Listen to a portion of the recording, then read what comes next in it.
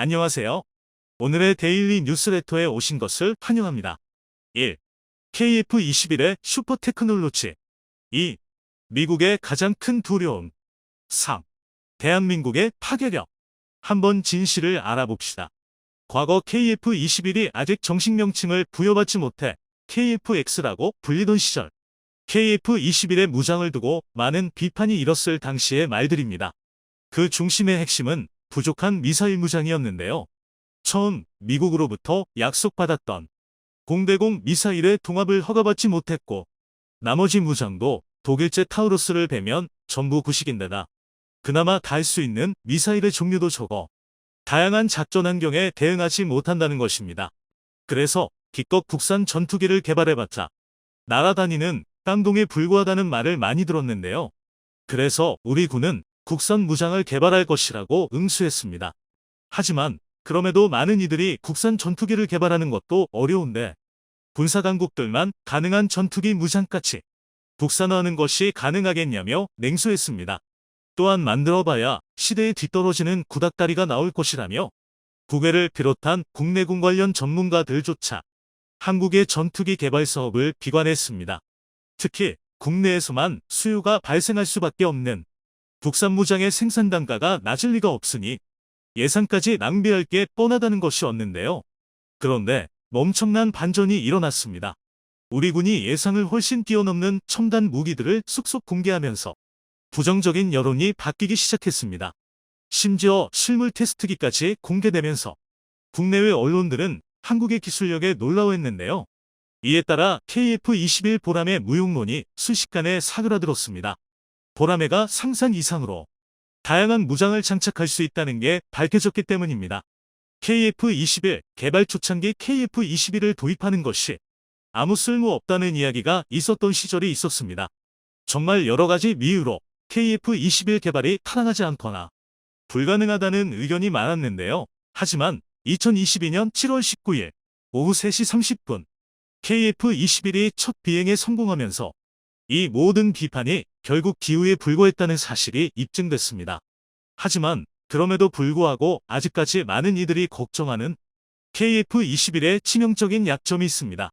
바로 KF-21에 장착할 무장이 문제입니다. 원래 KF-21에는 AIM-9X 사이드와인더와 AIM-120 CD 등 미제 공대공 무장이 통합될 예정이었습니다. 전시에 미국의 미사일 재고를 공유할 수 있고 KF-21을 수출할 때 미제 미사일을 사용하는 세계 여러 국가들에게 별도의 탄약을 구매할 필요가 없다고 어필하려던 것이죠. 하지만 미국이 미제 미사일의 무장 동합을 차일피일 미루면서 KF-21에 미제 무장을 동합하는 게 불가능해졌습니다. 결국 KF-21이 달 수 있는 무장은 KGGB, GG-12 웨이, 잼처럼 복잡한 동합 절차가 필요하지 않은 항공폭탄 계동 무장 몇 가지와 이름은 공대지 미사일이지만 현대전에서는 거의 쓸모가 없는 AGM-65 레벨에 아직은 쓸만 하나 곧 구식무기 취급을 받을 AGM-84 하프만 남게 됐는데요. 이 사실이 알려지자 많은 이들이 엔진 2개 달린 FA-50을 만들려고 8조 원을 쏟아붓느냐며 개발진을 모욕했습니다. 현대의 전투기가 추구하는 것은 멀티롤 전투기입니다. 즉 제공우세 확보, 전장 차단, 공대함 타격, 근접 항공 지원 등 다양한 역할을 수행해야 할 미들급 다목적기가 필요하다는 것이죠. 그런데 새로 개발한 전투기가 오직 지상 공격만 가능하다면 수백억 원을 들여 구입할 의미가 없어집니다. 그런데 반전이 일어났습니다. 우리 개발진이 KF-21에 탑재할 수 있는 여러 무장의 개발 계획을 연이어 공개한 것입니다. 구체적으로는 엠비더 미티어와 함께 사용할 국산 단거리, 중거리 미사일의 개발과 ICBM을 상승 단계에서 요격할 수 있는 상승 단계 요격 미사일, 타우루스 미사일을 압도할 것을 목표로 개발된 한국형 장사정 공대지 미사일 천룡, 레이더 잡는 미사일인 대방사 유도탄, 초음속 대함 미사일, 극초음속 미사일 등 한국이 개발할 수 있으리라 전혀 생각하지 못했던 무기의 개발을 대중에게 알렸는데요. 그 중에서도 특히 국산 공대지 미사일 3종에 많은 이들이 관심을 보였습니다. 사실 KF-21 개발 초창기까지만 하더라도 국민들이 알고 있던 KF-21의 공대지 무장은 유도 키트로 개조된 항공폭탄과 AGM-65 레버릭, 그리고 캡 350 타우러스가 전부였습니다. 물론 이 무장으로도 충분히 지상 타격 임무를 수행할 수 있습니다. 하지만 문제가 있습니다. 고성능 미사일 타우러스는 외산인지라 보라매가 무장할 만큼 충분한 수량이 없습니다. 그 이유는 너무 비싸기 때문인데요. 우리 군이 도입한 타우러스의 발당 단가는 20억 원이 넘습니다. 덤터기를 당한 것은 아닙니다. 이마저도 당시 경영위기를 겪던 타우러스 살을 압박해 가격을 거의 반절로 깎아내린 성과였습니다. 하지만 그럼에도 불구하고 타우러스는 비쌌습니다. 원래 예정대로 당시 도입 예정이었던 미국의 자즘 미사일을 도입했다면 발당 30억 원을 냈어야 했으니 이는 확실히 예산을 알차게 썼다고 칭찬해야 할 정도인데요. 하지만 이런 노력에도 불구하고 타우러스 미사일은 외산 미사일입니다. 한번 쏘면 그만인 미사일인데다가 일정 간격으로 교체해야 하는 소모품이라는 점을 생각하면 정비 소요 금액도 지속적으로 발생할 수밖에 없습니다. 그래서 현재 우리 군이 보유 중인 캡 350 타우러스 미사일의 숫자는 약 260발입니다. 보유량이 260발인 이유는 국군이 유사시 북한에 위치한 700여 개의 핵심 시설을 타격할 때 공군에게 할당된 250여 개의 표적을 파괴하기 위해 필요한 최소 수량이 250발이기 때문입니다. 그러니까 딱 필요한 만큼만 가지고 있는 것입니다. 하지만 아무리 우수한 미사일이라도 100% 명중률을 보일 수는 없습니다. 미사일을 운용하는 항공기가 추락하거나 장비가 모작동하는 등 여러 문제가 생길 수 있습니다. 뿐만 아니라 목표의 방어력이 예상보다 우수해 목표를 파괴하지 못할 수도 있습니다. 공군의 분석에 따르면 모발 등 여러 문제를 고려했을 때 최소 600발의 미사일이 있어야 250개의 핵심 목표를 완전히 파괴할 수 있다고 분석했습니다. 따라서 현재 공군이 확보한 260발의 장거리 공대지 미사일로는 군이 요구하는 수요를 전혀 충족할 수 없습니다. 게다가 KF-21 120대가 도입되면 타우러스 미사일을 달 수 있는 전투기가 59대에서 179대로 늘어납니다. 이래서야 출격 한 번이면 장거리 미사일이 모두 소진됩니다. 그리고 이렇게 미사일이 떨어지면 황당하게도 대당 최소 700억 원이 넘을 KF-210I 쓸 수 있는 지상 공격수단은 구식 AGM-65 레버릭과 유도폭탄만 남습니다. AGM-65 레버릭은 1970년대 개발되어 걸프전에서 크게 활약한 단거리 공대지 미사일입니다. 한때 근접 함공지원 분야에서 최강의 공격기로 명성이 드높았던 A10 썬더볼트 공격기의 주력 무장이기도 한데요. 하지만 후기형조차 최대 사거리가 20km를 겨우 웃도는 수준에 불과해 적을 공격하기 위해서는 굉장히 낮게 비행해야 합니다. 그런데 수천 수만 기의 방공포가 있는 한반도 북부에서 이런 저공 비행은 자살 행위입니다. 질은 낮으나 엄청난 숫자의 방공무기가 도배되어 있어 완전 스텔스기민 F-35조차도 함부로 저공 비행을 할 수 없는 마구리, 바로 한반도 북부이기 때문입니다. 한마디로 KF-21의 적절한 무장이 공급되지 않는다면 KF-21은 최강의 4.5세대기가 아니라 날아다니는 관짝이 될 수밖에 없습니다. 그래서 우리 군은 이 문제를 해결하기 위해 독자적인 공대지 무기 개발을 추진했습니다. 타우러스의 역할을 대신할 장거리 공대지 미사일 천룡을 개발한 것인데요. 천룡은 타우러스 도입 과정에서 절충교역으로 습득한 기술을 이용해 개발됐습니다. 2021년 9월 15일 여러 무기들과 함께 천룡 미사일의 항공기 분리시험 영상이 대중에 공개되면서 개발이 상당히 잘 진행되고 있음이 밝혀졌습니다. 천룡 미사일은 사거리가 500km에 달하는 타우러스 미사일의 기술을 적극 채용하면서 동시에 경량화에 성공해 타우러스보다 100km 더 긴 600km의 사거리를 확보했는데요. 이 정도면 대전에서 출격한 우리 전투기가 북한 전역을 타격권에 둘 수 있습니다. 심지어 탄두 중량은 바뀌지 않아 수십 미터의 철근 콘크리트를 뚫고 적의 지하 벙커를 파괴하는 타우러스의 막강한 위력을 그대로 갖췄습니다. 1차 양산 발당 가격은 타우러스와 비슷한 20억 원 내외인데요. 그러나 국산이라 국부 유출이 없고 수출이나 추가 생산을 통해 단가 하락이 가능합니다. 또 유지 보수와 전시 추가 생산에서 큰 이점을 가집니다. 고는 2031년까지 1차 양산분 210발을 확보한 뒤 문제가 없다면 추가 사업으로 필요 수량인 600발을 확보할 계획입니다. 당연히 그 이상이 생산될 수도 있습니다. 북한에 있는 핵심 표적 700개 중 공군이 책임져야 할 핵심 목표가 늘어날 수 있기 때문입니다. 그러므로 KF-21의 양산이 마무리될 2032년까지 KF-21에 탑재할 충분한 수량의 장거리 공대지 미사일을 탑재할 수 있을 것입니다. 그런데 천룡 미사일에는 치명적인 단점이 있습니다. 이는 원본인 타우러스 역시 마찬가지인데요. 바로 느리다는 것입니다. 천룡과 타우러스는 강력한 벙커버스터 미사일이고 은밀성 역시 상당하지만 고도의 기동성을 위해 설계된 순환 미사일답게 속도가 느립니다. 음속에 살짝 못 미치는 마하 0.9의 암속의 최대 속도인데요. 그리고 안타깝게도 이런 미사일로는 북한이 나름 최신 미사일로 방어하는 평양 중심 진화 핵시설, 그리고 중국의 북부 정부가 운영할 첨단 방공망을 뚫기 어렵습니다. 그래서 더 빠르고 강력한 미사일이 필요합니다. 이 때문에 현재 군은 극초음속 공대지 미사일을 개발 중입니다. 마하 5 이상의 속도로 적 방공망을 단숨에 돌파해 적의 최중요 시설을 쳐부술 참수 병기를 만드는 것인데요. 무기의 특성상 무게가 상당한 데나 그 자체가 기밀이라 타국의 전투기에 무장을 동합시킬 수 없으므로 사실상 KF-21 보람의 전용 무장이 될 것입니다. 이 정도면 빙땅동 소리를 듣기에는 우리의 KF-21 너무 우수한 것 같은데요.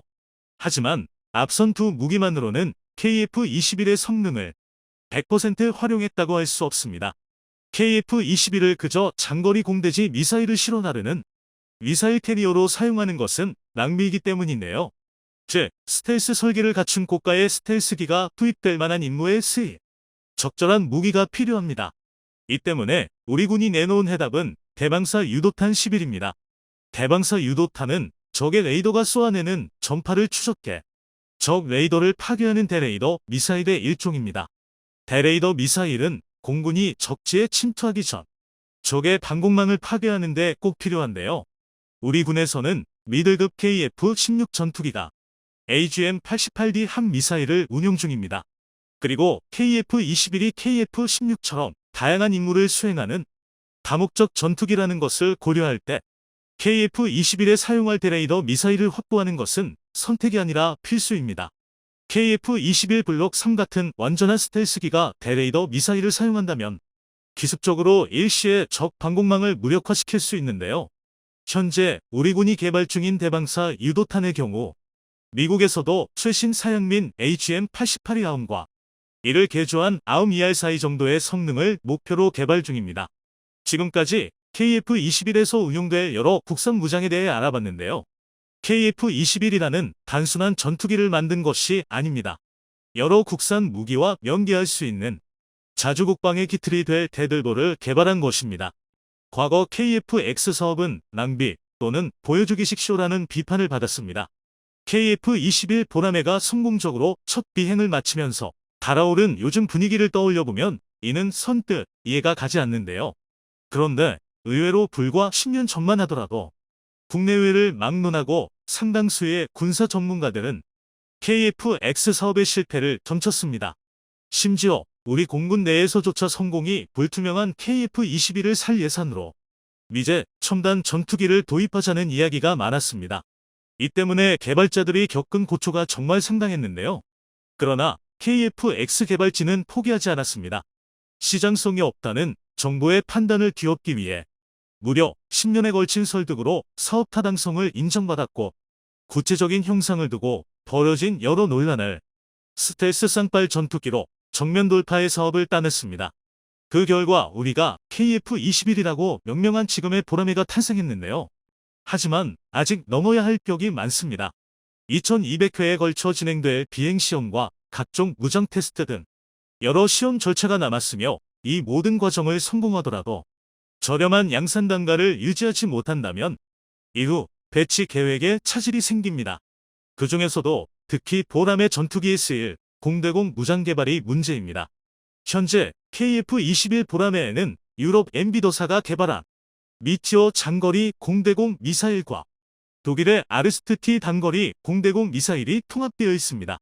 둘 다 성능이 굉장히 우수해 우리 하늘을 지키는데 부족함이 없는 미사일입니다. 하지만 그럼에도 일각에서는 이 정도로 만족해서는 안 된다고 말합니다. 대한민국의 정밀 유도 무기 개발 수준이 상당한 경지에 올랐으니 독자적인 단거리, 중거리 공대공 미사일을 만들어 장기적으로 미사일 독립을 달성하자는 것인데요. 일단 한 번만 개발에 성공하면 AIM-9 사이드와인더를 사골 끓이듯이 우려먹는 미국처럼 꾸준히 성능을 개량할 수 있어 향후 KF-21 수출 경쟁력을 더욱 올릴 뿐만 아니라 저렴한 가격에 강력한 국산 미사일을 확보하게 된다는 것입니다. 실제로 현재 우리 군에서는 KF-21 보라매에 채용될 단거리, 중거리 미사일의 개발이 한창 진행 중입니다. KF-21 보라매를 개발하는 KF-X 사업은 2016년 1월부터 사업단이 발족됐고 예산이 집행되면서 정식으로 가동됐습니다. 그 결과 5년 만인 2021년 4월 9일 시제기를 생산했고 6년을 조금 넘긴 지난 7월 19일에는 첫 비행까지 성공했는데요. 그런데 KF-X 사업의 역사는 이보다 훨씬 오래됐습니다. 무려 2000년에 당시 대통령이던 고 김대중 전 대통령이 2015년까지 한국형 전투기 개발을 선언하며 본격적으로 사업이 논의됐는데요. 그러니까 사업 선언 이후 진짜 사업이 추진되는데 무려 16년이 걸린 것입니다. 그렇다면 대체 왜 이렇게 오래 걸린 것일까요? 그 원인은 바로 당시 사회에 뿌리 깊게 박혀있던 국산 무기 불신과 미국 무기에 대한 환상이었습니다. 사실 2000년대 초까지만 하더라도 한국이 개발한 국산 무기는 대부분 미군이 운용하던 구식 무기의 카피판이었습니다. 독자 개발할 능력을 확보하지 못해 우수하고 신뢰성이 검증된 미제 무기를 카피한 것인데요. 그런데 또 안타까운 것은 우리가 만든 많은 카피본들이 원본보다 성능이 낮았습니다. 이제 막 모방 단계를 벗어나 독자적인 산업 역량을 확보하던 그 시절 대한민국의 기술력의 한계는 분명 존재할 수밖에 없었습니다. 그래서 야전의 군인들조차 한국산 무기를 불신하는 경향이 강했습니다. 이에 반해 걸프전과 코소보전에서 맹위를 떨친 미군의 첨단 장비는 한국이 절대 만들 수 없고 따라갈 수 없는 환상의 무기라는 인식이 강했습니다. 그런데 정부가 다짜고짜 전투기를 만들겠다고 한 것입니다. 이건 아무리 도전을 좋아하는 우리 국민들이라도 얼토당토하는 이야기로 받아들일 수밖에 없었는데요. 일각에서는 아직 IMF에 빚도 못 갚았는데 무슨 헛소리냐는 비아냥까지 나왔습니다. 하지만 이와 별개로 국산 전투기 계획은 차근차근 진행됐습니다. 2002년 11월 합동참모본부에서 당시 우리 공군이 보유 중이던 최강 전투기인 F-16 전폭기를 뛰어넘는 국산 전투기 120대를 개발 및 확보하기로 결정하면서 KF-X 사업이 본격적으로 추진됐는데요. 당연한 말이지만 얼마 지나지 않아 엄청난 반대를 겪었습니다. 전문가들조차 KF-21의 성공 가능성은 전무하다라는 판단을 내릴 정도였는데요. 우선 전투기를 개발할 역량이 있는지도 의문인데다 F-16을 상회하는 전투기를 만들어봐야 현대전에서 쓸 수 없으며 수출 시장에서 기존 항공강국이 판매하는 F-16 개량형이나 그리펜, 라팔 같은 전투기를 이길 가망이 없다고 판단한 것입니다. 당시로서는 지극히 합리적인 분석이었는데요. 이로 인해 결국 사업이 무기한 지연되고 말았습니다. 그런데 반전이 일어났습니다. 우리 개발진이 국산 초음속 고등훈련기 T-50 골든이글을 개발하는데 성공한 것입니다. T-50은 2002년 8월 초도 비행에 성공하고 단 3년 만인 2005년 12월부터 우리 군에 T-50 훈련기가 배치되기 시작했습니다. 이를 통해 한국도 제트기를 만들 수 있다는 자신감이 우리 국민들 가슴속에서 피어나게 된 것입니다. 사실 2000년대 초반부터는 한국이 군사 및 경제적으로도 많은 두각을 나타냈고 또 많은 성장을 일으켰던 시기입니다. 그런데 우리 군 포함해서 우리 국민들까지 선진국들의 기술이나 제품이 한국산보다 좋다는 인식을 은연중에 하고 있었던 것입니다. 이는 어찌 보면 당연하다면 당연한 일이었습니다. 그전까지 한국 제품이나 기술력이 세계에서 인정받지 않았기 때문이었는데요. 그런데 T-50 훈련기를 한국이 개발하고 생산할 수 있다는 것이 현실로 나타나면서 그동안 숨겨져 있던 한국인들의 꿈이 폭발하게 된 것입니다. 바로 대한민국에서 개발한 무기로 우리 군을 무장하는 진정한 자주국방이라는 불씨가 피어올랐습니다. 이에 따라 KF-X 사업에 다시 탄력이 붙었습니다. 2010년 12월 400억 원의 첫 예산이 배정됐고 2011년부터 2년간 탐색 개발이 이루어졌습니다. 이번에는 정말 한국형 전투기를 만들 수 있을 것 같았는데요. 하지만 이 과정에서 또다시 큰 논란이 일어났습니다. 전투기의 스펙과 형상을 두고 대논쟁이 벌어진 것입니다. 핵심을 간단히 요약하면 F-16보다 우수한 단발기를 개발하는 원만을 고수할지, 아니면 발전된 항공기술을 믿고 FA-18이 F-슈퍼호넷보다 우수한 쌍발기를 만들지에 대한 논쟁이었는데요.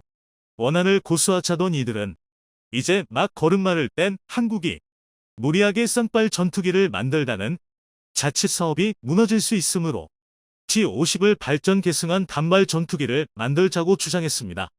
이에 대응해 쌍발기 개발론자들은 다가올 미래 전장에서 F-16 정도의 성능으로는 미들급으로 활약할 수 없을 것이므로 최소 FA-18 수준이 쌍발 전폭기를 만들어야 한다고 주장했습니다. 심지어 일각에서는 이렇게 고민할 바에 차라리 외산 전투기를 라이선스로 도입해 국방력을 강화하고 전투기 개발은 좀 미루자고 하는 이들까지 있었는데요. 지금이야 KF-21 보라매가 성공적인 개발로 이어졌지만 당시에 이런 모든 주장은 어느 하나 틀리지 않았습니다. 모두 위험 부담을 최소로 줄이고 한국의 국산 전투기 개발이 성공 확률을 높이기 위한 의견들이었는데요.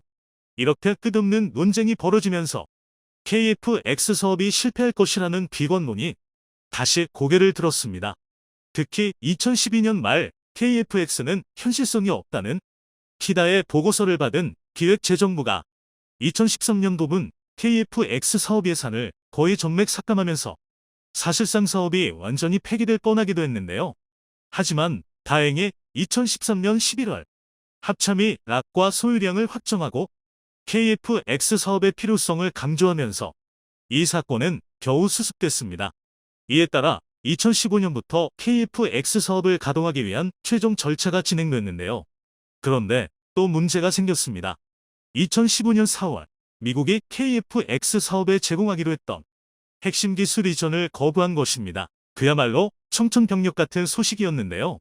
이 소식에 많은 이들이 한국형 전투기를 개발하는 것은 이제 불가능해졌다며 크게 좌절했습니다. 사실 여기에도 일반인들에게는 공개되지 않은 숨은 비화가 있는데요. 우리가 KF-X 사업을 진행할 당시 미국은 한국의 국산 전투기 개발을 그리 달가워하지 않았습니다. 그도 그럴 것이 대한민국은 미국과의 두터운 동맹으로 우리가 쓰고 있는 모든 군용 항공기는 미제 전투기라고 해도 과언이 아닙니다. 또한 항공기뿐만 아니라 이 전투기에 들어가는 거의 대부분의 무장 역시 미국산을 사용하고 있습니다. 사실 우리 군에서 단위 개체당 가장 많은 국방비를 사용하는 군대가 바로 공군입니다. 단편적인 예로 몽텅구리 폭탄이라고 불리는 잼의 경우 1억 원을 호가합니다. 그런데 전투기의 각종 공대지, 공대공 무장들은 첨단 센서를 붙이고 나와 한 발당 수십에서 수백억 원의 몸값을 자랑하고 이런 첨단 센서 덕에 수년에 한 번씩 정기적으로 막대한 정비 비용이 소요됩니다. 즉, 한 나라의 공군을 자국의 전투기로 무장시키면 전투기 기체뿐만 아니라 탑재 무장까지 매해 황금알을 낳는 거위를 탄생시키게 되는 것입니다. 상황이 이럴진데 우리가 국산 전투기를 개발하는 것을 미국이 달가위할 리가 없는 것은 당연합니다. 그런데 미국은 한국과의 돈독한 관계 때문에라도 표면적으로 우리가 전투기 개발하는 것을 반대하지는 않았습니다. 더 정확히 말하자면 미국은 한국의 전투기 독자 개발이 반드시 실패할 것이라고 확신하고 있었습니다. 그래서 한국이 전투기를 개발한다고 했을 때 기술 협약을 통해 전투기의 전반적인 개발 역량을 올려주기로 약속했습니다. 그리고 그 결정으로 첨단 전투기의 핵심이라고 할 수 있는 4대 핵심 기술까지 이전해주기로 약속했습니다. 그런데 미국의 이런 약속 이행은 제대로 이행되지 않았습니다. 물론 미국이 우리가 전투기를 개발함에 있어 아무런 도움이 되지 않았다는 것은 아닙니다. 지난 과거 2015년 10월 한미 정상회담에서 최종적으로 미국은 4대 핵심 기술의 이전이 어렵다며 한국에게 4대 핵심 기술 이전이 불가하다는 동보를 했습니다. 4핵심 기술을 우리가 미국에게 F-35 전투기 40대를 약 7조 3천억 원에 구매하면서 절충교역을 통해 미국의 기술 이전을 요구한 내용이었습니다. 그런데 미 정부는 같은 해 4월 이사 레이더와 적외선 탐색 추적 장비 아르스트, 전자광학 표적 추적 장비어 TGP, RF 제모 전차파 방해 장비를 전투기와 연결시키는 4개 체계 통합 기술의 수출 승인을 이미 거부했습니다. 그런데 미 정부의 기술 이전 불허는 사실 예견된 일이었습니다. 미국은 국익 차원에서 최우방 국가로 꼽히는 영국과 이스라엘에도 기술 이전을 허용하지 않았기 때문인데요. 방산업계 관계자에 따르면 일본은 F-35 42대를 자국에서 생산 조립하고 일본산 부품을 채택하는 조건으로 23조 원을 주기로 했다며 4대 일본도 핵심 기술을 미국으로부터 이전받기 힘들 것이라고 말했다는 것을 보면 당연히 한국이 미국의 4대 핵심 기술을 이전받는 것은 처음부터 무리가 있던 일이었습니다. 이런 상황은 한국도 이미 알고 있었습니다. 그렇다면 한국은 당면이 안 될 것을 알면서도 왜 이런 무리한 사업을 진행한 것일까요? 여기에는 당시 한국의 경악스럽다는 말로도 표현할 수 없는 엄청난 계획이 숨겨져 있었습니다.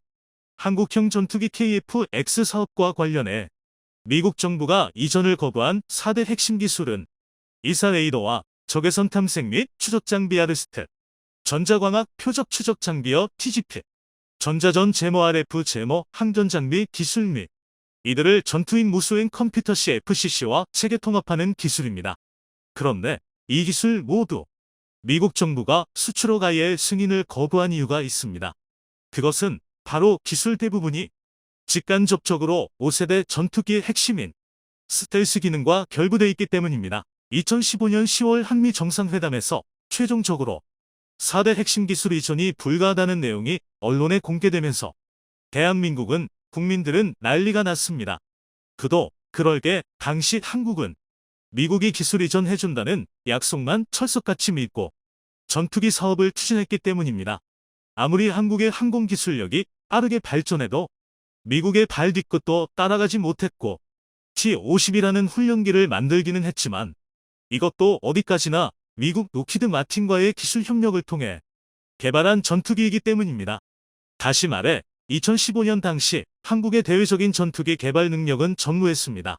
또한 문제는 이것만이 아니었습니다. KF-X 사업비 증가도 불가피해졌습니다. 미국의 기술 지원 없이 전투기를 개발해야 하기 때문에 유럽 등 제3국 업체로부터 해당 분야 기술을 사들이거나 국내에서 연구개발비를 더 투입해야 하는 상황이 발생했습니다. 이로 인해 애초 8조 6,691억 원으로 책정한 KF-X 체계 개발 비용도 늘어날 것 같았습니다. 당시 장원준 산업연구원 방위산업팀장은 개발비가 추가되면서 한국형 전투기 대당 단가는 종전 7천만 달러에서 7,500만 달러 이상으로 상승할 것이라며 대한민국의 차세대 전투기 사업의 전망이 어둡다고 밝혔습니다. 그런데 반전이 일어났습니다. 앞에서 언급한 모든 부분이 우리 한국이 철저하게 계획하에 이뤄낸 일이었기 때문입니다. 사실 한국이 처음부터 초음속 전투기를 개발하기 위해서는 많은 벽을 깨야 했습니다. 그 첫 번째가 우리 국민들의 불신이었습니다. 이는 어찌 보면 당연한데요. 건국 이래 대한민국 공군의 전투기는 모두 미제 전투기였고 또한 성능도 뛰어났습니다. 그런데 비행기를 만들어 보지도 못한 국내 업체가 그것도 초음속 전투기를 만든다고 하니 국민들의 반대가 이만저만이 아니었습니다. 또한 우리 국내에서도 국산 전투기 개발에 의지가 없었습니다. 이런 범국민적인 반대 때문에 국산 전투기 개발에 대한 예산을 받는 것은 불가능했습니다. 그래서 묘안으로 생각해낸 것이 미국의 4대 핵심 기술 이전 같은 방법으로 국민들의 염원을 담아 한국의 차세대 전투기 개발을 할 수 있도록 한 것입니다. 그런데 우리 대한민국의 협상진들이 참으로 대단한 게 이와 함께 진행한 21개의 전투기 주요 기술도 포함시켰다는 것입니다. 당시 보도 자료에 따르면 2015년 10월 21일 록히드 마틴의 F-35 한국 사업 개발 담당 딕 테더스 이사는 록히드 마틴은 KF-X 사업에 360명의 기술자와 50만 페이지를 넘는 기술 데이터 및 보고서를 제공하기로 합의한 상태라고 강조했습니다.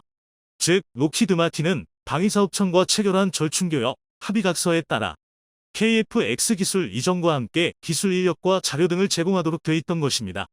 정리하자면 한국은 F-35를 구매하면서 미국에게서 얻을 수 있는 모든 걸 주문한 것입니다. 이렇게 한국이 총 25개의 기술 중 4대 핵심 기술은 포기하는 대신 다른 21개의 주요 기술에 대해서는 미국이 적극적으로 도와주도록 판을 짜게 만든 것이죠. 이처럼 한국은 뛰어난 전략으로 KF-X 사업의 성공적인 시발점을 만들어 나갔네요. 그런데 아직 문제가 남았습니다. 바로 4대 핵심 기술의 확보입니다. 사실 이 기술들은 다른 나라에서 받아오기가 불가능한 것들이었습니다.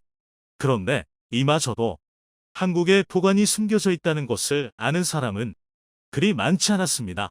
4대 핵심 기술 중 가장 우선시되는 이사 레이더 확보가 시급했습니다. 이것을 얼마나 빨리 확보하냐 못하냐에 따라 차세대 전투기 사업의 명운이 달릴 정도로 중차대한 일이었는데요. 이사 레이더는 전자파를 이용해 공대공공 대공공대지 공대지 표적을 탐지 추적하는 장비입니다. 항공기에 탑재되는 이사 레이더는 레이더, 안테나의 송수신 소자, 수백 수천 개를 판 형태로 고정한 채 레이더 빔을 쏘는 방식으로 구형 기계식 레이더에 비해 여러 개의 목표물을 탐지 추적할 수 있고 탐지 반경도 넓어 공중은 물론 지상의 목표물을 함께 추적할 수 있는 게 장점인데요. 이사 레이더는 기계식 레이더에 비해 정보 처리 속도가 1000배가량 빨라 F-35의 핵심인 스텔스 성능 향상에도 유리할 뿐만 아니라 특히 적 레이더 교란 등 전자전 능력 역시 기계식 레이더에 비해 3에서 4배 정도 강한 것으로 알려져 있습니다. 그리고 아르스트는 공대공 위협 표적의 적외선 신호를 탐지 추적하는 기능으로 이른바 적외선을 방출하는 제트기나 헬리콥터를 찾아내고 검출해내는 시스템입니다. 이와 유사한 것으로는 전방 출시 적외선 플라르가 있지만 플라르는 전방만 감시하지만 아르스트는 광범위하게 장거리를 감시하는 점에서 차이가 있습니다. 그리고 TGP는 전자광학 및 적외선 센서를 통해 추예간 표적을 탐지 추적하고 레이저를 이용한 무장 유도 및 지상 표적에 대한 정밀 타격이 가능한 항전 장비인데요. 마지막으로 전자파 방해 장비인 RF 제머는 위협 신호를 수신해 자동으로 추적하고 기만, 신호 및 잠음 재밍 신호를 방사함으로써 항공기의 생존성을 증대시키는 핵심 장비입니다. 이렇듯 이것들은 반드시 전투기에 필요한 기술들이었습니다. 그런데 당시 장명진 방사청장이 언론에 공개한 발언으로 전 세계가 발칵 뒤집어졌습니다. 그 이유는 아르스트, TGP, RF 제머 세 가지 항전 장비 개발 및 항공기와의 체계 통합 가능성에 대한 기술 검토를 한 결과 국내 개발을 우선적으로 추진하되 필요하면 해외 기술 협력을 수행하겠다고 밝혔습니다. 즉, 한국은 이미 이 모든 것을 계획하고 국내 기업들을 통해 해당 기술력을 사전에 확보한 상태였다는 것이죠. 결국 4대 핵심 기술은 이사 레이더의 소프트웨어인 공대지 공대해 모드 알고리즘과 CFCC와의 체계 통합 기술 확보가 남았는데요. 그런데 이마저도 한국은 이스라엘 엘타 시스템과의 협약을 바탕으로 이사, 레이더, 안테나 및 전원 공급기, 그리고 레이더 신호 처리기를 통합하는 등 항공기용 이사 레이더를 개발했습니다. 그리고 가장 문제가 됐던 레이더의 알고리즘은 스웨덴의 사브와 계약을 통해 개발하기로 하며 사업을 추진했는데요. 당시 알려진 바에 따르면 에드와 사브가 주도하는 레이더 개발 프로그램 비용만 미화 2,500만 달러, 하나 약 300억 원으로 알려졌습니다. 그리고 이런 천신만고의 노력 끝에 한국은 주한미군의 항공기를 정비하는 MRO 사업과 T-50의 개발과 수출을 통해 자신감을 쌓고 독자 개발을 이어갔습니다. 4대 핵심 체계가 차례로 개발됐고 2020년 9월에는 시제기의 최종 조립을 시작했는데요. 이런 노력 덕에 지난 7월 19일 KF-21의 첫 비행이 무사히 마무리됐습니다. 첫 개발 선언으로부터 무려 21년 만에 시제기의 첫 비행이 이뤄진 것입니다. 충분히 포기할 수도 있었지만 이 모든 것에 절대 굴하지 않았고 또 수많은 난관을 극복하며 시험 비행까지 온 KF-21 보라매가 굉장히 자랑스러웠네요. 하지만 그럼에도 아직은 마음 놓고 자축할 수 없습니다. 시험 비행은 이제 막 시작됐을 뿐이며 KF-21 보라매에 탑재될 여러 장비와 무장의 테스트가 완벽히 마무리돼야 진짜 개발 성공이라 할 수 있기 때문입니다. 그리고 그 중에서도 특히 주목해야 할 것은 한국이 독자 개발 중인 한국형 공대공 미사일의 성공 여부입니다. 현재 대한민국은 KF-21 보라매의 달 국산 미사일을 개발 중입니다. 그렇다고 우리의 차세대 전투기에 장착할 무장이 없는 것은 아닙니다. KF-21의 무장은 이미 마하 4의 초음속 기동이 가능한 고성능 장거리 공대공 미사일 미치어와 무려 60G의 고기동성을 가진 5세대 단거리 공대공 미사일 아르스트-T를 보유 중입니다. 그런데 문제가 좀 있습니다. 먼저 이미 통합된 미치어와 아르스트-T는 유럽산이라는 아주 치명적인 단점이 있습니다. 유럽제 무기는 해외 수출에 굉장히 불리하기 때문이네요. 구체적으로는 유럽연합 차원의 무기금 수조치가 아주 많아서 KF-21을 해외 수출할 때 패키지로 판매하기 어렵다는 것입니다. 물론 답이 없는 것은 아닙니다. 미국과 잘 협상해 미제 AIM-120 함남과 AIM-9X 사이드와인더를 KF-21 보라매에 통합한다면 큰 문제 없이 전투기 수출이 가능합니다. 뿐만 아니라 전시의 주한미군의 보유 재고를 마음껏 사용할 수 있습니다. 하지만 이 역시도 완벽한 정답은 아닙니다. 정비와 유지 관리, 그리고 추후 개량을 고려할 때 미제 무기 역시 한계가 뚜렷하기 때문입니다. 즉, 결국엔 외산이란 뜻이죠. 그래서 많은 전문가들이 오래전부터 국산 공대공 미사일을 개발해야 한다고 목소리를 높였는데요.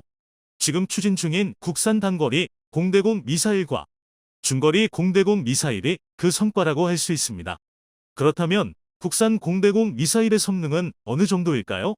먼저 단거리 공대공 미사일의 경우 완벽한 적외선 추적, 좀 더 정확히는 5세대 IR 미사일을 목표로 개발이 진행되고 있습니다. 5세대 IR 미사일은 IR 센서와 추진체, 그리고 파일럿과의 연동 능력이 크게 개량된 차세대 적외선 미사일인데요. 가장 주목할 점은 발사 후 자동 추적 모드인 롤을 특유의 고기동성과 연계해 후방 공격이 가능하다는 것입니다. 롤은 미사일을 쏘는 전투기가 적을 보지 못하더라도 동료기의 데이터를 이용해 적의 위치를 예상한 뒤 예상 좌표로 발사된 미사일이 이후 적외선 탐색기로 적을 파괴하는 신기술인데요. 50에서 60G, 그러니까 일반 중력의 50에서 60배를 견딜 수 있는 5세대 단거리 미사일의 경우 발사 직후 180도 방향을 전환해 바로 뒤에 붙어있는 적기를 격추하는 것이 가능합니다. 현재 우리 군에서는 2026년까지 적외선 탐색기 등 미사일에 사용될 여러 부품을 개발한 뒤 본격적인 개발을 추진할 예정입니다. 하지만 아무리 우수한 단거리 미사일이라도 아직까지 공중전의 핵심은 누가 멀리 보고 멀리 쏘는지를 겨루는, 이를 위해 반드시 필요한 게 중거리 이상의 공대공 미사일입니다. 그래서 현재 군은 미티어나 AIM-120대 암남에 구현된 양방향 데이터 링크가 적용된 차세대 중거리 미사일을 개발 중입니다. 기존까지는 국산 함대공 단거리 미사일, 해공의 개량형일 것이라는 관측이 많았습니다. 하지만 에드에 따르면 해공은 기본형이 AIM-120 암남보다 너무 가벼워 문제라고 합니다. 그래서 아무리 잘 개발되어 봐야 상대적으로 구식 취급을 받는 AIM-120보다 사거리를 포함한 종합 성능이 떨어진다는 것인데요. 따라서 국산 중거리 미사일은 KF-21의 주력 무장인 미티어 미사일처럼 덕티드, 램제트 로켓을 적용했고 내부 무장창에 탑재할 수 있는 사거리 100에서 200km 급 미사일이 될 가능성이 높습니다. 이미 공대함 유도탄을 개발하면서 탐색기와 데이터 링크 기술이 어느 정도 확보되었으므로 개발이 성공할 가능성이 굉장히 높은데요. 따라서 보라매 120대가 실전 배치될 2032년이면 국산 단거리, 중거리 미사일을 모두 볼 수 있을 것입니다. 이렇게 되면 플랫폼인 전투기부터 무장까지 국산화를 통해 완전한 자주국방을 달성하는 것입니다. 국산화를 통해 완전한 자주국방을 달성하는 것입니다. 인도네시아가 대한민국을 또 속였습니다. 지난 7월 27일부터 28일까지 조코이 인니 대통령이 방한하면서 한국과의 경제 및 군사 안보 포럼을 진행했는데요. 그런데 KF-X 사업에서 한국을 기만하는 행동을 벌였습니다. 인도네시아 소식을 전해드리면 매번 똑같은 얘기가 아니냐 하시는 분들도 계시거나 새로운 인니 소식을 궁금해하시는 분들도 계실 테니 먼저 결론부터 말씀드리겠습니다. 인도네시아는 아직도 한국의 간을 보고 있는 행동을 하고 있습니다. 하지만 우리 정부의 움직임이 이전과는 다른 모습을 보이고 있어 인도네시아 정부 관료들을 당황하게 만들었는데요. 즉 인니의 개념 없는 행동이 이제는 도를 넘어 KF-X 사업에서 인니가 퇴출될 가능성이 굉장히 높아졌습니다. 그동안 인니의 몰상식한 행동 때문에 분을 삭히신 우리 국민들이 상당히 많으실 텐데요. 하지만 다행히 우리 대한민국도 이제는 결단을 내릴 것으로 보입니다. 지난 8월 1일 국회 국방위원회 업무보고서에서 충격적인 사실이 밝혀졌습니다. 엄동원 신임 방위사업청장이 이전까지의 서신교환을 포함해 인니와 여러 차례 협의가 진행됐으나 실질적인 진전은 없었다고 밝힌 것입니다. 동시에 이번 정상회담을 통해 실질적인 분담금 협의체를 구성하기로 했다는 사실도 알렸습니다.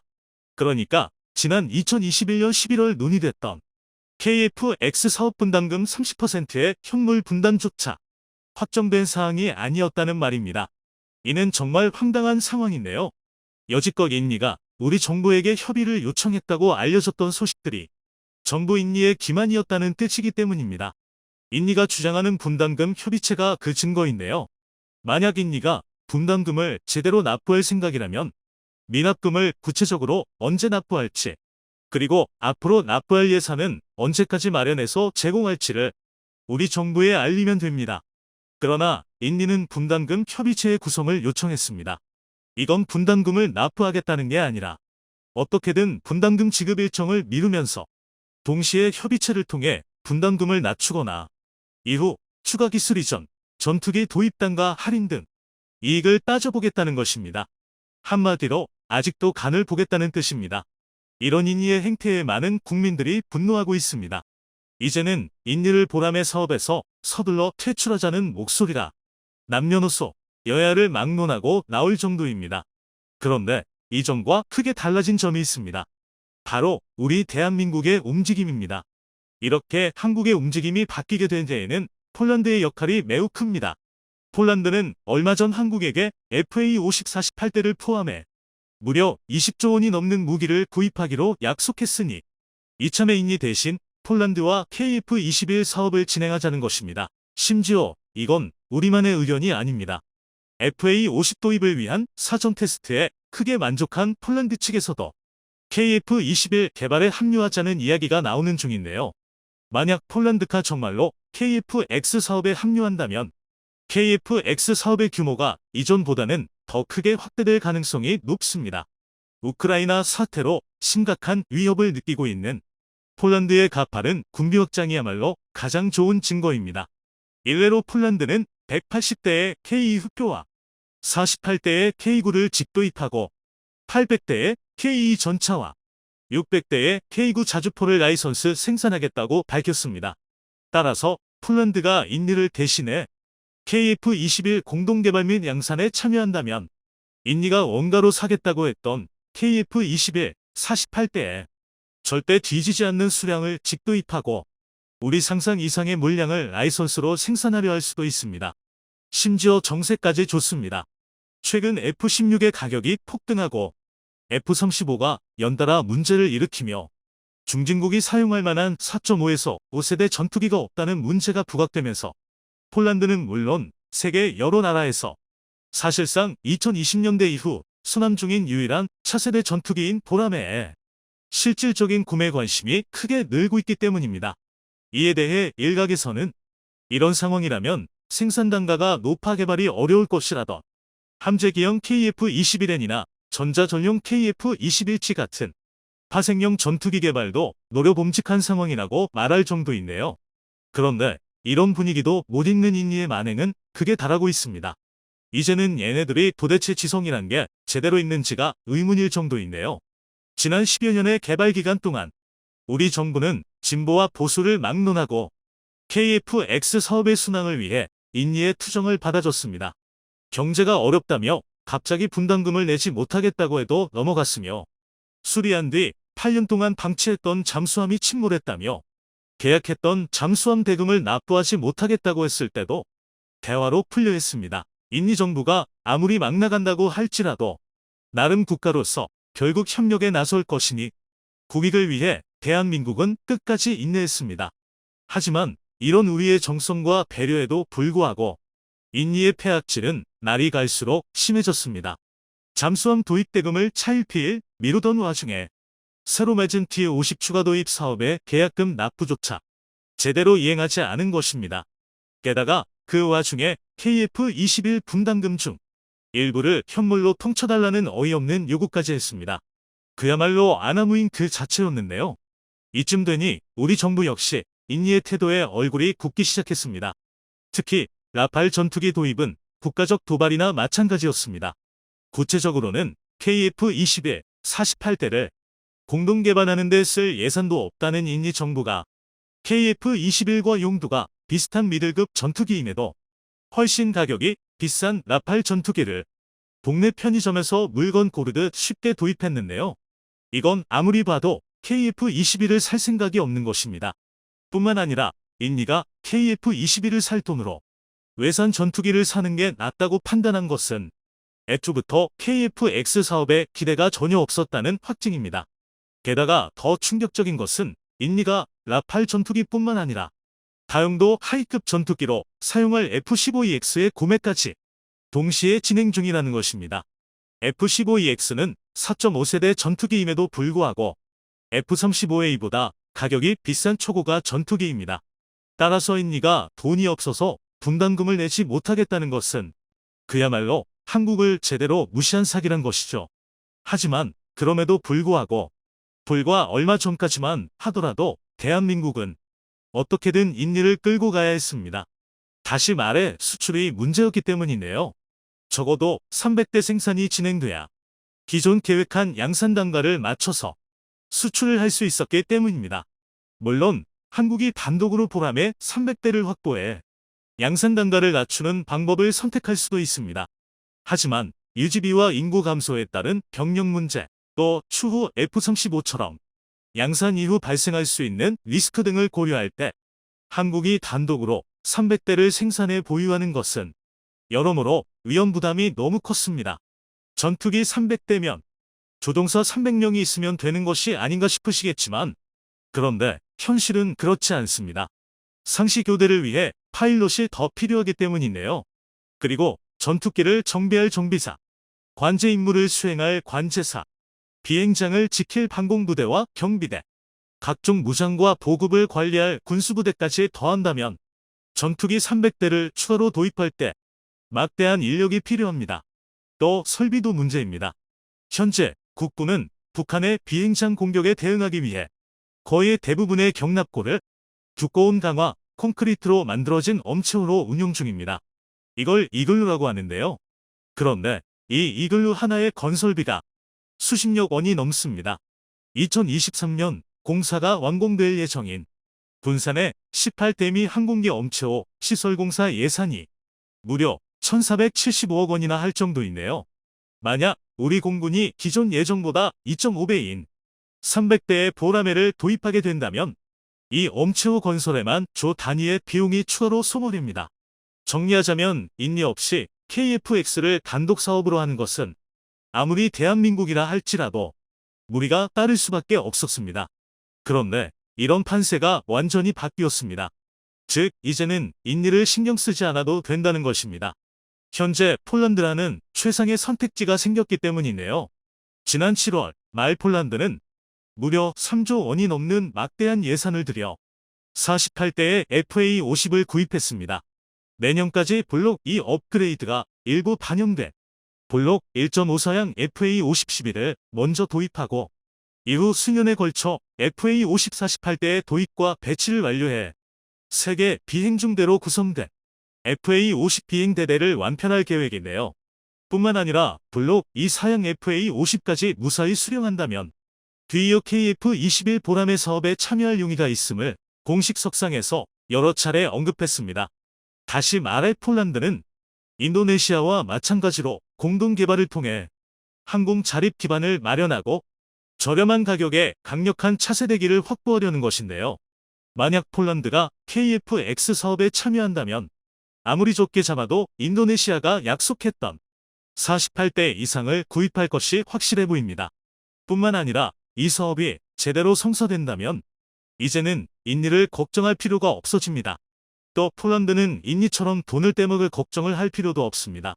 러시아에 대항해 정군을 개편 중인 폴란드의 안보 상황과 수조 원을 항공전력 강화에 지출하더라도 큰 문제가 없을 정도로 미국과 EU의 국방 원조가 있기 때문인데요. 하지만 그럼에도 이번 FA50 도입과 동시에 KF-X 사업에 참여할 의사를 밝힌 것은 굉장히 통 큰 결단입니다. 한국산 무기에 모든 것을 걸었다가 한국이 약속을 지키지 못한다면 폴란드 국방에 심각한 문제가 생길 게 뻔하기 때문인데요. 더군다나 한국은 아직 미국, 러시아에 비하면 항공시장에서 큰 실적이 없습니다. 그러나 폴란드는 이런 상황에도 불구하고 한국을 선택했습니다. 폴란드가 이렇게 화끈한 결정을 할 수 있었던 것은 폴란드 공군의 체질 변화와 연관이 있는데요. 현재 폴란드는 소련제 전투기로 구성됐던 자국 공군을 완전히 바꾸는 중입니다. F-35A를 대거 도입해 하이급으로 3고, 미들급으로 F-16V를 운영하려는 것이죠. 그런데 로우급에서 문제가 심각합니다. 지금 운용 중인 수-22와 미그-29의 노후화가 심해 한국에서 추락 사고로 조기 퇴역이 결정된 F5처럼 사고 위험성이 굉장히 높습니다. 이 때문에 폴란드 공군에서는 로우급 전력으로 사용할 경공격기를 찾았습니다. 동시에 주력 기종인 F-16, F-35와 연동이 가능한 새로운 전투기를 찾았는데요. 그게 바로 FA-50이었습니다. FA-50은 T-50 기반의 항공기입니다. 그리고 T-50은 F-16과 F-35를 개발한 록히드 마틴이 훈련기를 만들기 위해 한국과 합작한 결과물입니다. 그래서 F-16을 조종할 줄 알면 FA-50을 조종하는데 몇 시간이면 충분합니다. 그 반대 역시 마찬가지인데요. 심지어 F-35용 훈련기로도 쓸만합니다. 이는 폴란드 공군에게 굉장한 매력이었습니다. F-35 전환 교육을 위해 고가의 F-16 전투기를 사용해야 했기 때문입니다. 여기에는 한 가지 비화가 있는데요. 과거 2010년대 폴란드는 16대의 훈련기 도입 사업을 진행했습니다. 한국의 T-50과 이탈리아의 M346이 맞붙었는데요. 이 사업에서 폴란드는 T-52 훈련기로는 너무 고가라며 이탈리아제 M346을 도입했습니다. 음속에 가까운 천음속기인 M346이라면 당시 폴란드가 보유한 모든 항공기를 운용할 수 있다고 판단한 것입니다. 하지만 이는 잘못된 선택이었습니다. 폴란드가 F-35를 도입하면서 M346은 애물단지가 되어버렸는데요. 그 이유는 초음속 비행이 불가능한 M346으로는 F-35 전환교육이 불가능했기 때문입니다. 이로 인해 F-35 전환교육을 위해 고가의 F-16 전투기를 사용해야 하는 황당한 상황이 벌어졌습니다. 게다가 M346 자체에도 문제가 발생했습니다. 납기 일정을 지키지 못해 제때 훈련기가 공급되지 못한 데다 그나마 공급된 훈련기도 각종 결함으로 비행 불능이 된 것입니다. 폴란드로서는 돈을 아끼려고 T-50을 거부했다가 굉장히 큰 손해를 본 것인데요. 이에 대해 일각에서는 이번 FA-50 도입 사업이 속전속결로 처리된 뒷배경에는 과거의 잘못을 바로잡으려 한 폴란드 공군의 결단이 있다고 분석할 정도입니다. 이제 대한민국이 결정할 문제는 인니의 KF-21 보라매와 관련된 저질 외교를 근절시키고 폴란드가 인니를 대신해 KF-X 사업에 확실하게 뛰어들게 하는 확고한 동반자로 선정하는 것입니다. 또한 한국의 파괴력이 드디어 드러났다. 언덕 위에 자주포가 고각으로 주포를 들어올린 채 불을 뿜습니다. 자주포와 까마득히 멀리 떨어진 곳에서 아무것도 모르고 유유히 지나가는 러시아의 전차. 그런데 그 위에서 정체불명의 물체가 천천히 낙하하더니 전차 바로 위에서 갑자기 불기둥을 토해냅니다. 최근 우크라이나에 공여된 독일의 자주포가 대전차 상부 공격탄 스마트 155 전차를 잡아내는 활약을 선보인 장면입니다.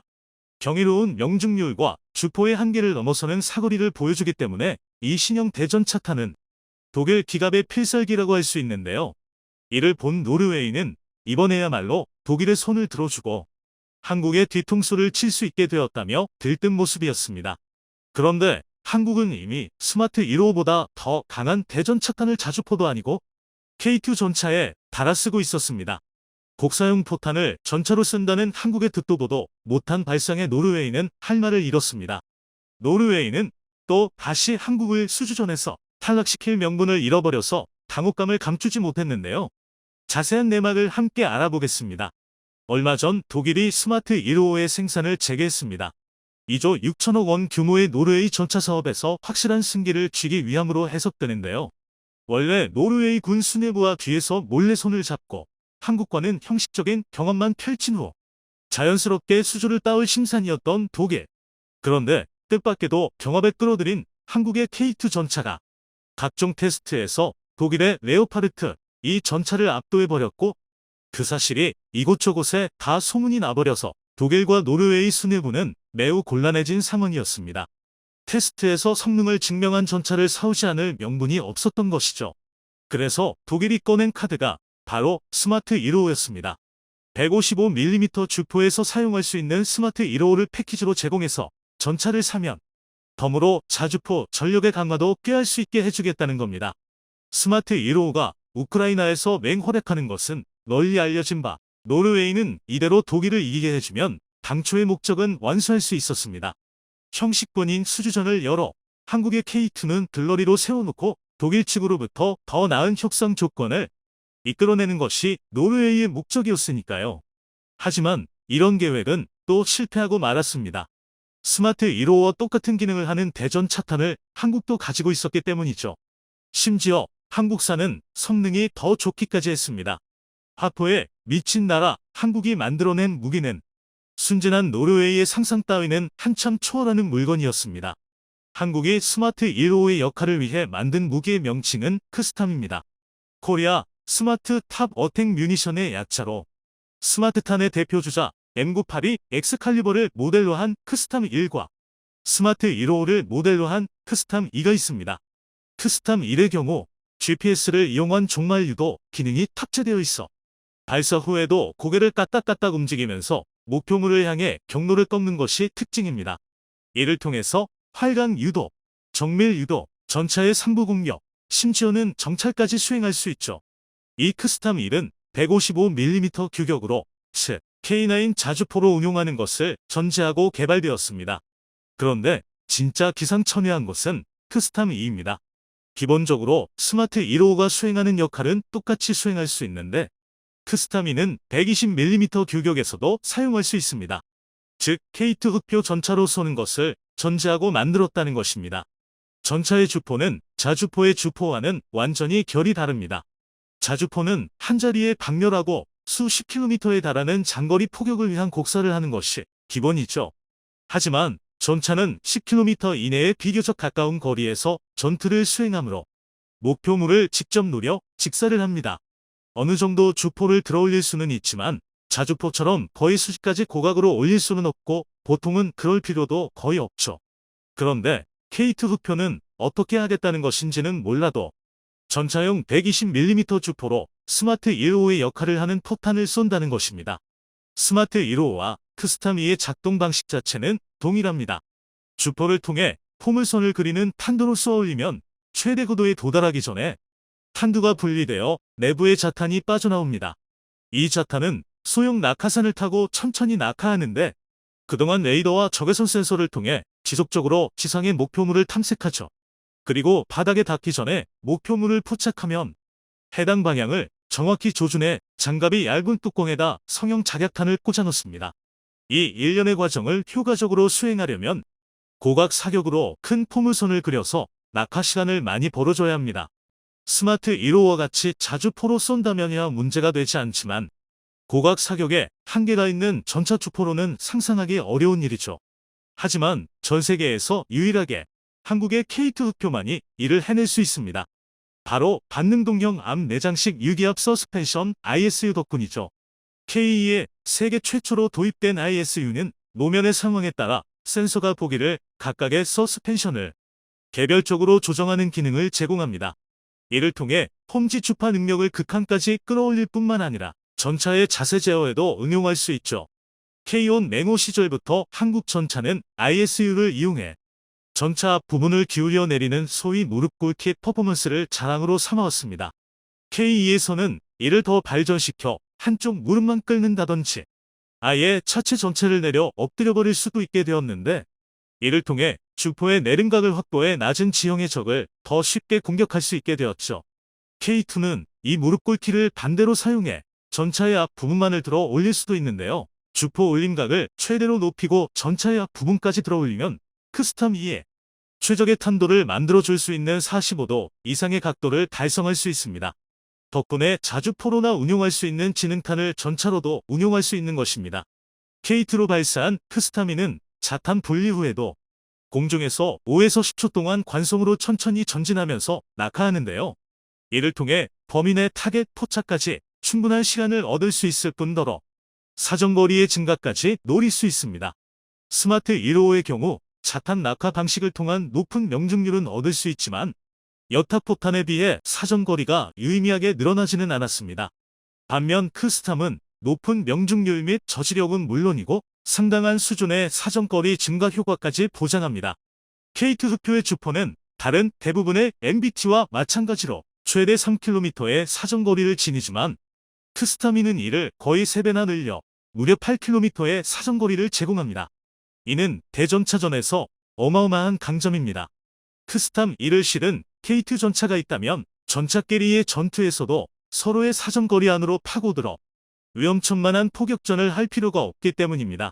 그저 상대 전차 8km 밖에서 크스탐2를 고각으로 날려서 상대가 이쪽을 식별하기도 전에 뚜껑을 먼저 따버리면 그만이죠. 마치 자주포의 원거리 화력 지원을 받는 것과 같은 효과를 누릴 수 있는 겁니다. 한국은 이 크스탐을 노르웨이에 제한하지는 않았습니다. 하지만 이미 국내에서 K2를 운용하는 부대에는 크스탐이 보급되어 있고 당연하게 쓰고 있습니다. 크스탐의 존재가 노르웨이에 알려진 것은 최근 폴란드 군사 전문 매체의 보도를 통해서였습니다. 디펜스 24와 내셔널 인터레스트 폴란드어판 등 군사 매체에서는 지난 23일 폴란드에 수출된 K2PL이 훗날 추가로 획득할 수 있는 능력에 대한 기사를 냈습니다. 이들은 여기서 K2는 첨단 현가 장치와 최고의 공격력을 자랑하는 탄약이 결합되어 세계에서 가장 진보된 전차 중 하나가 되었다며 조만간 폴란드에도 들어가게 돼 크스탐탄의 성능에 대한 기대감을 숨기지 못했습니다. 이를 훔쳐본 노르웨이는 입장이 또 곤란해졌습니다. 독일의 스마트 155 패키지를 빌미로 한국을 탈락시킬 수 있었는데 한국에선 일선부대에서도 쓰는 크스탐2를 그냥 얹어주면 그만이기 때문입니다. 순정 원본인 내수용 K2로도 운용할 수 있는 만큼 별다른 통합 과정도 필요하지 않습니다. 게다가 노르웨이는 이미 한국에서 K9 자주포를 구매해 사용하고 있는데 K9으로 운용할 수 있는 크스탐1까지 패키지로 교섭해볼 수 있는 기회라서 노르웨이 입장에서도 놓치기가 아까우셨습니다. 이종의 크스탐을 대체할 수 있는 엑스칼리버나 스마트 155는 지능탄이라서 아무래도 가격이 상당합니다. 그나마 스마트 155는 독일이 패키지로 제공하면 값싸게 들여올 수 있지만 엑스칼리버의 경우에는 꼼짝없이 제값을 다 주고 사와야 하죠. 이 상황에서 한국이 크스탐 시리즈를 패키지로 팔아주면 딴 생각을 하고 있던 노르웨이도 아쉬울 수밖에 없습니다. 독일은 나름 지능탄이라는 필살기까지 동원해서 노르웨이를 도와줬지만 또 한국에게 한 방 얻어맞은 상황이 됐죠. 결국 얼마 전 노르웨이는 MBT 사업의 수주자 선정을 2월이나 3월까지 황급하게 미뤘는데요. 솔직히 한국이 이제 와서 노르웨이가 K2를 몇 대 사가는 것에 연연할 필요는 없어졌지만 가당치 않은 장비를 위해 한국을 이용한 노르웨이가 허둥대는 모습은 구경할 만하네요. 과연 노르웨이는 다급하게 범 몇 달의 시간 동안 적당한 핑계를 찾을 수 있을까요? 이쯤 되면 그냥 K2를 구매해가는 게 현명할 것 같은데요. 노르웨이 MBT 사업의 마무리가 어떻게 지어질지 기대됩니다.